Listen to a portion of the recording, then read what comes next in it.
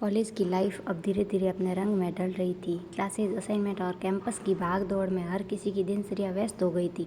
लेकिन इस भीड़ में भी आरव और सानवी की मुलाकातें खास होती जा रही थी। वो मुलाकातें भले ही छोटी हो पर हर बार एक नया एहसास दे जाती। ग्रुप प्रोजेक्ट का बहाना। एक दिन क्लास में प्रोफेसर ने एक प्रोजेक्ट अनाउंस किया। सबको छोटे छोटे ग्रुपों में बांट दिया। लेकिन किस्मत देखिए, आरव और सानवी एक ही ग्रुप में आ गए। सानवी ने हल्की मुस्कान के साथ उसकी ओर देखा। लगता है अब हमें साथ में बहुत टाइम बिताना पड़ेगा। आरव ने संकोच में सिर हिलाया। हाँ, शायद। ग्रुप में और भी 2-3 स्टूडेंट थे, लेकिन धीरे धीरे काम का बोझ असल में आरव और सानवी के ही कंधों पर आ गया। साथ पढ़ाई और बातें, लाइब्रेरी में, कैंटीन में या कभी कैंपस गार्डन में, दोनों अक्सर बैठकर प्रोजेक्ट पर काम करते। शुरुआत में बातचीत सिर्फ काम तक सीमित थी, लेकिन धीरे धीरे सानवी का हंसमुख स्वभाव और आरव का सच्चा दिल एक दूसरे को खुलने पर मजबूर करने लगे। सानवी ने एक दिन मजाक में कहा, तुम तो बहुत सीरियस इंसान हो, कभी हंसते नहीं क्या? आरव ने हल्की मुस्कान दी। हंसता हूँ, बस सबके सामने नहीं। सानवी खिलखिलाकर हंस पड़ी। तो फिर मुझे ही खास समझ लो, क्योंकि मुझे देखकर तो तुम्हें मुस्कुराना ही पड़ेगा। आरव उसकी मासूम हंसी देखता गया। उस हंसी में जैसे जादू था। कैंटीन वाली मुलाकात। एक दिन प्रोजेक्ट डिस्कशन के लिए सानवी ने आरव को कैंटीन में बुलाया। तुम चाय पियोगे या कॉफ़ी? सानवी ने पूछा।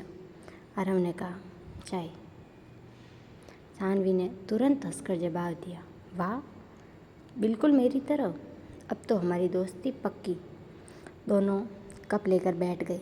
छोटी छोटी बातों में दोनों इतने खो गए कि वक्त का पता ही नहीं चला। पहली बार आरव ने महसूस किया कि किसी के साथ इतना सहज होना भी मुमकिन है। अपनापन बढ़ता गया। धीरे धीरे दोनों हर जगह एक दूसरे के साथ दिखने लगे।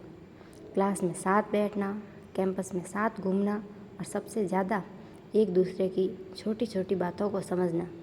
सानवी को आरव की संकोच भरी मुस्कान अच्छी लगने लगी थी और आरव को सानवी की बातें जैसे उसकी दुनिया को रोशन कर देती थी। सीन, शाम का कैंपस। एक शाम प्रोजेक्ट की मीटिंग ख़त्म होने के बाद दोनों कैंपस गार्डन में बैठ गए। आसमान नारंगी सा रंगली हुए था। सानवी ने आसमान की ओर इशारा करते हुए कहा, देखो सूरज ढल रहा है, कितना खूबसूरत नज़ारा है।